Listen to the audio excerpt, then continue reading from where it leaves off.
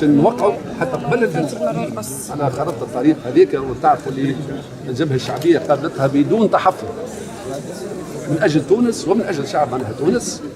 هاك نشوفوا ريقنا شاح 4 سوايع. هل هناك حلول في الافق؟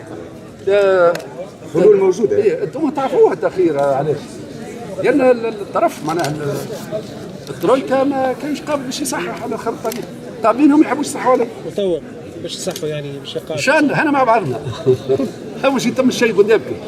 لذلك احنا تويكا دخلنا باش جينا توا الحفل التوقيع باش نصحوا عليها خريطه منها الطريق، وان شاء الله كحد الباس ان شاء الله كل السياسيين يفهموا حاجه، وخاصه الترويكا اللي راهو الشعب التونسي تعب، راهو الشعب التونسي فد، وانا ما خبيش عليكم فديت مع كيف التوانسه الكل، لانه كل نهار يزيد قاعد يزيد على حساب التوانسه اللي حاسين الازمه في لحمهم، في دمهم، في صغارهم، في معيشتهم، في صحتهم.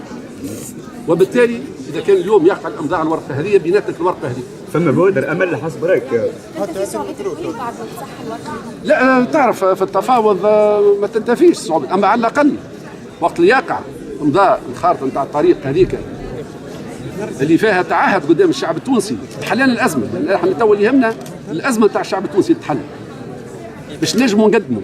هو هذا اهم درس راه بالنسبه للسياسيين الحقيقيين، ثم درس لازم ياخذوه اللي الشعب التونسي تعب، الشعب التونسي تعبان وبدا حتى يفد من السياسه ومن السياسيين نتاعهم.